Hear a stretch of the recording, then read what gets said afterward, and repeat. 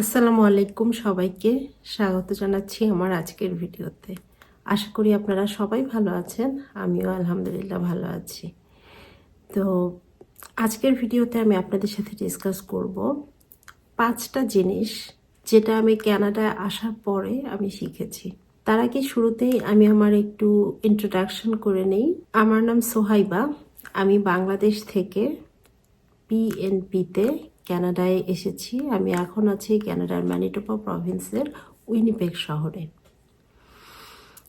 এখন কথা বলি যে 5টা জিনিস আমি কানাডাতে আসার পরে আমি এখান থেকে শিখেছি এবং যেটা আমার কাছে মনে হয়েছে আমার জীবনের অনেক চিন্তা ভাবনা অনেক কিছুকে চেঞ্জ করে দিয়েছে। মোটামুটি আমার পার্সপেক্টিভ চেঞ্জ হয়ে গেছে এখানে আসার পরে এই 5টা জিনিস দেখে। প্রথম যে ব্যাপার সেটা হলো, আমি যখন প্রথম কানাডাতে আসি, এয়ারপোর্ট থেকে শুরু করে প্রত্যেকটা প্লেসে যেই দেখছিল যে আমি একজন নিউ কামার, সেই আমাকে সাথে সাথে ওয়েলকাম টু কানাডা বলে আমাকে শুভেচ্ছা জানাচ্ছিল। ইনফ্যাক্ট আমাদের এখনও 1 বছর কমপ্লিট হয়নি, আমরা গত বছরের 2024 সালের মে মাসে এসেছিলাম। এখনও যদি কেউ জানে যে আমরা নিউ কামার, তো আমাদেরকে এখনও ওয়েলকাম টু কানাডা বলে শুভেচ্ছা জানানো হয়। এটা অলমোস্ট সব ক্ষেত্রেই হয়। এমনকি আমি চাকরির ইন্টারভিউ দিতে গেলে যারা আমার ইন্টারভিউ নিচ্ছেন ওনারাও যখন শোনেন যে আমি এরকম কানাডা এসেছি নতুন, সাথে সাথে আমাকে কিন্তু ওয়েলকাম করেন। এই ওয়েলকামিং যে আচরণটা, এটা কিন্তু এখানকার অনেক পজিটিভ একটা দিক, যেটা আপনার মধ্যে একটা ভালো ফিলিং আনবে এবং আপনার জন্য একটা দেশে আসার পরে সেখানে আপনি মানিয়ে নেওয়াটা আপনার জন্য সহজ হবে যখন আপনি দেখবেন যে সবাই আপনাকে এভাবে ওয়েলকাম করছে। এবার আসি দ্বিতীয় ব্যাপারে। কানাডায় আসার পরে আমি দেখেছি এখানকার মানুষ খুব বেশি সরি শব্দটা ব্যবহার করে। The importance of saying sorry, মানে আপনি যেখানে যাবেন, যার সাথে কথা বলবেন, সেটা কোনো শপে হোক, রাস্তায় হাঁটা চলা হোক, যেখানেই হোক না কেন, দেখবেন মানুষ অনেক বেশি পরিমাণে মানুষকে সরি বলে। এখানে সরি এই জন্যই শুধু বলা হয় না যে ক্ষমা চাওয়া, এখানে সরি বলার আর একটা বড় কারণ হলো যে সরির মাধ্যমে মানুষের পোলাইটনেস এবং জেন্টাল বিহেভিয়ার এবং ভদ্রতাটা এটাকে ওরা প্রকাশ করে। এবং এখানকার সরি বলার রিজনগুলো কেমন দেখেন। ধরেন আপনি হেঁটে যাচ্ছেন, আপনি হয়তো রং ওয়েতে হাঁটছেন যেহেতু আপনি একজন নিউ কামার বা আপনি যেই হন না কেন, আর আপনার অপোজিটে যে মানুষটা আসছে সে কিন্তু রাইট ওয়েতে আসছে। তো আপনার ভুলের কারণে আপনার এখানে সরি বলা দরকার, কিন্তু দেখবেন একজন ক্যানাডিয়ান আগে আপনাকে সরি বলবে। তো এটা আপনার মধ্যে আপনার চিন্তার জগতে এটা কিন্তু একটা ছাপ ফেলে। এভাবেই কানাডাতে এর জন্য যারাই আসে, সে যদি যথেষ্ট পরিমাণ ভদ্রলোক নাও হয়ে থাকে, সেও কিন্তু ধীরে ধীরে ভদ্র হয়ে যায় এবং সেও সরি বলতে শিখে যায়, যেটা এই কানাডার একটা অনেক বড় পজিটিভ দিক এবং এটা একটা ডিফারেন্স ক্রিয়েট করে। আর একটা বিষয় হলো, আমাদের বাংলাদেশের মতো দেশের পার্সপেক্টিভে যেটা দেখা যায়, বাংলাদেশের মানুষের মধ্যে ক্ষমা চাওয়ার প্রবণতাটা কিন্তু খুবই কম। সচরাচর কোনো বাংলাদেশিকে সরি বলে এরকম আমি খুব কম দেখেছি, খুব কমই সরি বলে। ইভেন দোষ করেও সরি না বলে উল্টা মানে কিভাবে নিজেকে আরও নিজের দোষটাকে সমর্থন করে সেটার পিছনে যুক্তি খরচ করে কথা বলাটা বাংলাদেশিরা আরও বেশি পছন্দ করে। যেখানে বাংলাদেশের অবস্থাটা এই রকম, সেখানে আপনারা দেখেন কানাডাতে সরি বলাটাই ওদের কালচার, বা নিজের ভুল স্বীকার করা, এটাকেই এখানে অনেক বেশি চর্চা করা হয়। বাংলাদেশে মাঝে মাঝেই দেখা যায় যে আমাদের দেশের অনেক সেলিব্রিটি বা অনেক বড় বড় পার্সন, মন্ত্রী, এমপি, এরকম অনেক গুরুত্বপূর্ণ ব্যক্তিরাও দেখা যায় যে অনেক ভুল করেন এবং তারা সরি না বলে উল্টা তার ভুলের পক্ষে নানা যুক্তি দেখাতে চান। আর সেখানে এই দেশের মানুষ প্রায়শই প্রতিনিয়তই সরি বলে থাকে। সো এটা অবশ্যই আপনি যদি কানাডায় আসেন, এই ব্যাপারটা আপনার দৃষ্টিগোচর হবে এবং একটা মানুষের মনোজগতে এটার কিন্তু একটা খুব ভালো প্রভাব আছে। এবার 3 নাম্বার যে ব্যাপারটা নিয়ে কথা বলবো সেটা হলো, কানাডায় মানুষের প্রতি মানুষের সহমর্মিতা, নাইসনেস, এমপ্যাথি, এই ব্যাপারটা যেটাও একদম লক্ষণীয়ভাবে চোখে পড়ার মতো। যেমন ধরেন থার্ড ওয়ার্ল্ড কান্ট্রিগুলোতে কি হয়, মানে টাকা ছাড়া, নিজের স্বার্থ ছাড়া মানুষ মানুষের জন্য কিছুই করতে চায় না। আপনি যেটাই করতে যাবেন তার জন্য আপনার টাকা খরচ করতে হবে। যে কোনো সার্ভিস পেতে হলে, যে কোনো ধরনের ক্লাস করবেন, আপনাকে টাকা দিয়ে ক্লাস করতে হবে। আপনি কোনো কোথাও অনুষ্ঠানে যাবেন, কোনো অনুষ্ঠান উপভোগ করবেন, আপনাকে টাকা দিতে হবে। আপনি কোনো খাবার খেতে যাবেন, আপনাকে টাকা দিতে হবে। মানে টাকা ছাড়া আমাদের দেশগুলোতে কেউ সাধারণত কারোর জন্য কিছুই করে না, খুবই রেয়ার। সবাই টাকার বিনিময়েই কাজ করে থাকে। কিন্তু কানাডায় আসার পরে দেখলাম এখানে টাকার চাইতেও কাইন্ডনেস এবং এমপ্যাথির গুরুত্বটা এত বেশি যে এখানে টাকা পাবে না জেনেও ভলেন্টিয়ার জবের অনেক বেশি প্রচলন আছে। মানুষ অনেক বেশি ভলেন্টিয়ার জব করে এবং এই জবগুলো সব সেক্টরেই মানুষ ভলেন্টিয়ার করে। যেমন আমি নিজেও 3টা ভলেন্টিয়ার প্রতিষ্ঠানের সাথে যুক্ত আছি। সেগুলোতে আমি যাই কাজ করি তার জন্য আমি কোনো টাকা পাই না, কিন্তু তারপরেও আমি করি কারণ আমার কাছে এটা করতে ভাল লাগে। সাধারণত আমি যে ভলেন্টিয়ার প্রতিষ্ঠানগুলোর সাথে যুক্ত আছি ওখানে কোনো বাংলাদেশি বা আমাদের দেশি কোনো মানুষজন নেই, কারণ আমাদের দেশের মানুষ টাকা ছাড়া মাগনা কাজ করতে পছন্দ করে না। কিন্তু এখানকার ক্যানেডিয়ানরা কিন্তু এটা খুবই অ্যাপ্রিসিয়েট করে এবং ওরা ভলেন্টিয়ার কাজ করাটাকে মানে খুব ভালো একটা দিক হিসেবে বিবেচনা করে। এই জন্য ওরা চায় যে ভলেন্টিয়ার কাজ করতে। যেমন ধরেন এদেশে খুব ভালো ভালো যখন সেলিব্রেশনগুলো আসে, যেমন ধরেন ক্রিসমাসের কথাই বলতে পারি, সেই সময়টাতে এদেশের অনেক গরিব মানুষ আছে যাদের, বা বৃদ্ধ মানুষ আছে যাদের নিজস্ব কার নেই, কিন্তু তাদের ইচ্ছে করে না যে তারা একটু কারে করে ঘুরবে। তো সেই ক্ষেত্রে ভলেন্টিয়াররা কি করে, তাদের কারটাকে খুব সুন্দর করে সাজিয়ে তারপরে যাদের কার নেই তাদেরকে তাদের গাড়ি করে নিয়ে সারা উইনিপেগ ঘুরে ঘুরে দেখায়। এবং এর জন্য যে তার কারের নিজের তেল খরচ করে ঘুরে দেখাচ্ছে, কিন্তু সে কিন্তু কোনো টাকাও পায় না, কিছুই পায় না। উল্টো যে মানুষটা ঘুরে ঘুরে দেখছে সেও 1 টাকাও খরচ না করে পুরো শহরটা ঘুরে ঘুরে দেখতে পাচ্ছে এবং উপভোগ করতে পারছে। সো এই পুরো ব্যাপারটাই ঘটছে ভলেন্টিয়ারিং হিসেবে, এবং এই ধরনের ভলেন্টিয়ারিং কাজ এখানে অনেক বেশি হয়। আবার এখানে দেখবেন যে যখন এরকম সেলিব্রেশনের সময়গুলো আসে, বিভিন্ন প্রতিষ্ঠান, বিভিন্ন ক্লিনিক গিফট হ্যাম্পার দেয় সাধারণ মানুষের মধ্যে, যেই যাবে তাকেই দিবে, এখানে কোনো বাছবিচার নেই। তো সেই গিফট হ্যাম্পারের এক একটা ব্যাগে এত জিনিস থাকে যেটা অনেক উচ্চ দামের। বাংলাদেশি টাকায় 15,000 20,000 টাকা, 10 থেকে 20,000 টাকার মতো দামের এক একটা ব্যাগ থাকে, এক একটা প্যাকেট থাকে, যেটা তারা ফ্রিতে মানুষকে দিয়ে থাকে এবং সেটা খুবই বিনয় এবং আন্তরিকতার সাথে দিয়ে থাকে। যে মানুষটা যে নিয়ে আসছে সে যেন কোনোভাবেই মানে নিজেকে হীনমন্যতায় না ভোগে।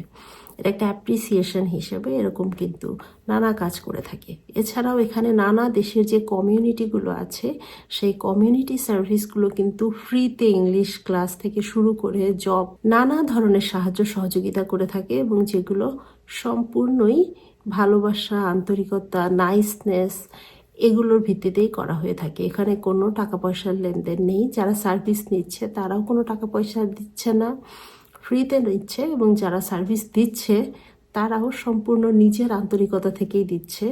এখানে তার কোনো দেনা পাওনার সম্পর্ক নেই। এবং ক্যানাডিয়ান গভর্নমেন্টের পক্ষ থেকেও কিন্তু এরকম অনেক সুন্দর সুন্দর নিয়ম আছে। তো এখান থেকে আপনি বুঝতে পারেন যে একটা দেশের মানুষ কতটা নাইস হলে এই ধরনের সুন্দর সুন্দর উদ্যোগ নিতে পারে। এছাড়াও আপনি যখন রাস্তাঘাটে পার্কে চলাফেরা করবেন, আপনি যখন ক্যানেডিয়ানদেরকে দেখবেন যে ওরা আপনাকে সুন্দর করে হাই হ্যালো বলবে, খুব সুন্দর করে আপনাকে একটু উইশ করবে, খুব সুন্দর স্মাইল করবে, যেটা দেখে আপনার কিন্তু অনেক ভালো ফিল হবে, যেটা কিন্তু অনেক দেশেই এই প্রচলনগুলো কিন্তু ওইভাবে দেখা যায় না। 4 নাম্বার যে ব্যাপারটা সেটা হলো কানাডার ল্যান্ডস্কেপ এবং বাইরের সৌন্দর্য উপভোগ করা এবং সামারটা উপভোগ করা। আমি তো বাংলাদেশ থেকে এসেছি, তো বাংলাদেশের ওয়েদারটা এত সুন্দর, কিন্তু আমরা কিন্তু ওই সুন্দর ওয়েদারটাকে যে কিভাবে উপভোগ করতে হয় সেটা কিন্তু কখনোই ওইভাবে বুঝতে পারিনি। ওই মাঝে মাঝে একটু একটু পিকনিক হতে দেখেছি আমরা, মানে সামার টাইম বলতেছি, ওই বসন্তকালে মাঝে মাঝে একটু একটু পিকনিক বা কিছু সেলিব্রেশন। এছাড়া সাধারণ মানুষের প্রত্যেকের জীবনে যে খুব একটা সেলিব্রেশনের গুরুত্ব সেটা ওভাবে কিন্তু আমরা লক্ষ্য করি না, বা লাইফটাকে যে সেলিব্রেট করা যায়, কোনো ডে দরকার নাই, কিছু নাই, বা একটা সুন্দর রোদ যে একটা উপভোগের বিষয়, এটা কিন্তু ওভাবে কখনোই আমরা দেখিনি। কিন্তু কানাডায় আসার পরে দেখলাম এখানে যেহেতু উইন্টারটা অনেক বেশি হার্শ এবং অনেক বেশি এক্সট্রিম, ভয়ঙ্কর ঠান্ডা, -30-40-এর মতো ঠান্ডা পড়ছে বেশি উইন্টারে। এছাড়াও প্রায় 8 মাস বরফে ঢাকা থাকে।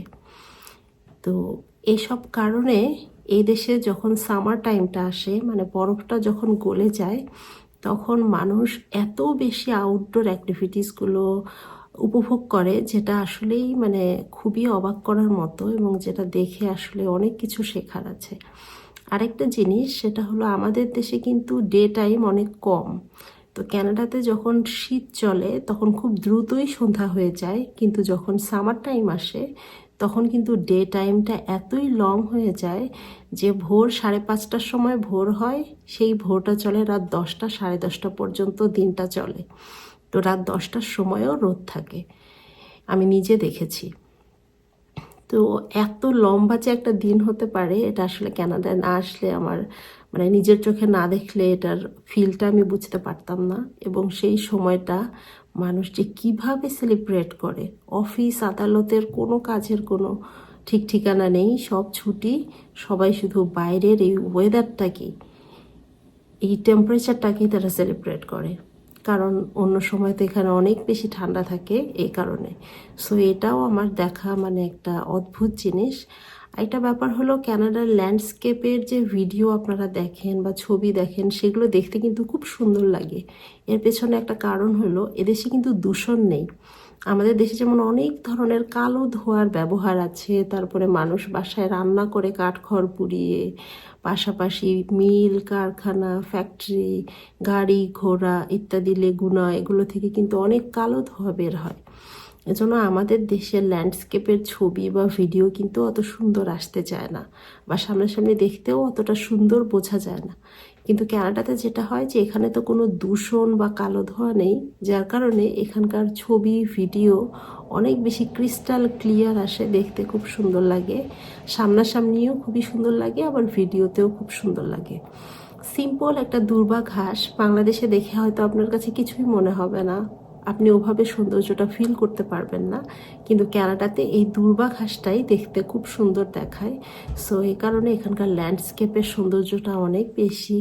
এখানে খুবই সুন্দর ল্যান্ডস্কেপ আছে, এবং এই বিশুদ্ধ আবহাওয়ার কারণে সেই ল্যান্ডস্কেপটা আরও বেশি সুন্দর লাগে। সুতরাং এই বিশুদ্ধ আবহাওয়ার যে মানে প্রকৃত রূপটা কেমন হয়, দূষণ না থাকলে প্রকৃতিটা কেমন সুন্দর দেখায়, সেটা আমি কিন্তু কানাডায় আসার পরেই প্রথম উপভোগ করতে পেরেছি, প্রথম উপলব্ধি করতে পেরেছি, এবং আমার কাছে এটা খুবই ভালো লেগেছে।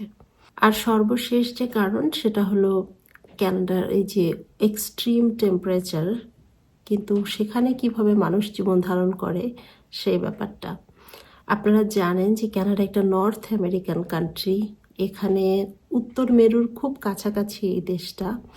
এ কারণে এখানে কিন্তু টেম্পারেচার অনেক অনেক কম, মানে অনেক বেশি ঠান্ডা।